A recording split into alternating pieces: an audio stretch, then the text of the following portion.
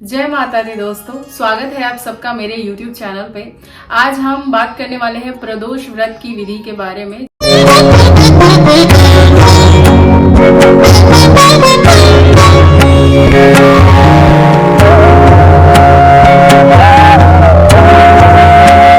जैसे कि हम सबको पता है कि 21 अप्रैल को रविवार प्रदोष व्रत है। जो लोग पहली बार उठाना चाहते हैं वो इस साल में उठा सकते हैं।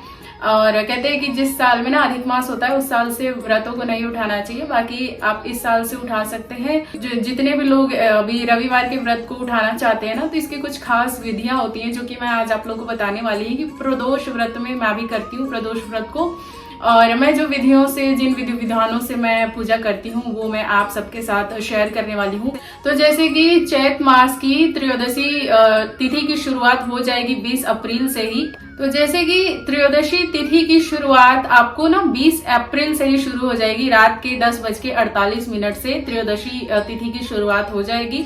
उस दौरान, उससे पहले आप लोग अपना खाना पीना वगैरह सब कुछ कर लें, नहीं तो ये व्रत अमान्य हो जाएगा। अगर 10 बजे 11 बजे आप खाना खाते हो और फिर अगले दिन व्रत रखते हो तो फिर ये मान नहीं होगा, क्योंकि जो आपकी तिथि है ना वो इसी टाइम से शुरू हो जाती है। तो कुछ बताते हैं आपको प्रदोष व्रत के नियम धर्म और विधि विधान के बारे में। सबसे पहले तो जिस दिन आपने प्रदोष व्रत को रखा है उस दिन सुबह सुबह ही आप स्नान कर लें।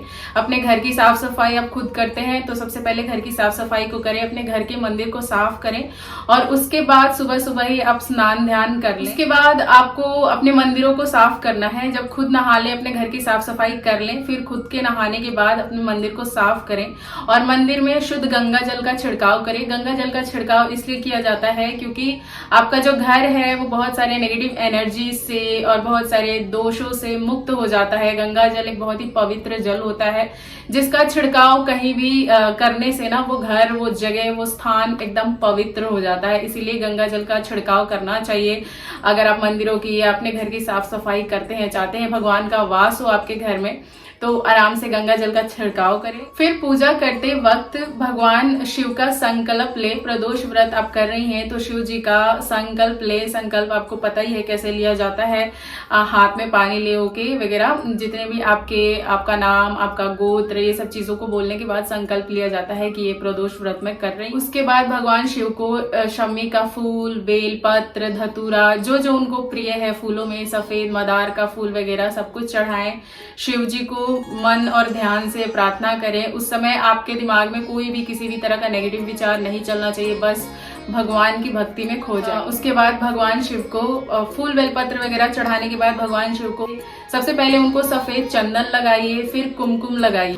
जैसे कि कहते हैं कि पूरा शिव परिवार होता है, अकेले शिव की पूजा नहीं करनी चाहिए। तो प्रदोष काल में आपको माता पार्वती और गणपति जी का भी पूजा करना है शिव जी के साथ साथ। उसके बाद आपको भगवान शिव जी, पार्वती जी, गणपति जी को फल फूल समेत प्रसादों का भोग लगाना। उसके बाद माता पार्वती को श्रृंगार का जो भी सामान आपके पास होगा, जितनी भी आपकी समर्था है, आप उसके हिसाब से श्रृंगार का सामान वगैरह माता पार्वती को अर्पण करें। क्योंकि जो प्रदोष व्रत है वो हम करते हैं अपने सुहाग भाग के लिए, अपने बच्चों के लिए, मतलब ओवरऑल सब कुछ अच्छा होने के लिए करते हैं। तो माता पार्वती जो है हमारे सुहाग को अमर रखेंगी, अजर रखेंगी, इसलिए हम उनसे प्रार्थना करते हैं सुहाग की चीजों को दान देकर। उसके बाद थोड़ा सा सिंदूर माता पार्वती को जब आप लगाएं तो उनमें से थोड़ा सा सिंदूर लेके अपने माथे पर भी आप लगा लें। इससे कहते हैं कि पति पे कोई भी बुरी बला आने वाली होती है वो टल जाती है। फिर आपको एक घी का शुद्ध दीपक जलाना है। ध्यान रहे दीपक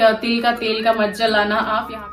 फिर आपको प्रदोष व्रत की कथा कहनी है या सुननी है, या तो आप YouTube चैनल से सुन सकते हैं, जो कि मैं आगे डालने वाली हूँ वीडियोस में, प्रदोष व्रत की कथा डालने वाली हूँ। इसके बाद वही वीडियो होगा मेरा, तो आप उससे सुन सकते हैं।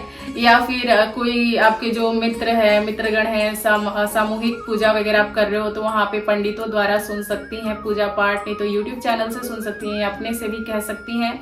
और उसके बाद भगवान को प्रणाम करने के बाद आपको पानी का छिड़काव करना है। सबसे पहले जब आप पूजा करके उठते हैं तो पानी का छिड़काव धरती पर डाल के उससे प्रणाम करके तब आपको वहां से निकलना चाहिए। नहीं तो कहते हैं इससे आपका सारा पुण्य जो है वो क्षीण हो जाता है और जो हमारे इंद्र है वो पुण्य लेके चले जाते हैं। तो इसलिए हमेशा ध्यान रखें कि जब भी आप पूजा करते हैं और पूजा करके जैसे ही उठते हैं तो सबसे पहले जमीन पर पानी को थोड़ा सा डाल के और फिर उससे माथे पर लगा के तभी आप वहां से निकले, ताकि आपकी पूजा का फल आपको मिल सके। तो ये वीडियो आपको अच्छा लगा हो तो चैनल को लाइक और सब्सक्राइब करते हुए जाना, क्योंकि इस तरह के बहुत सारे वीडियोस हम आगे आप लोगों के लिए लेके आने वाले हैं।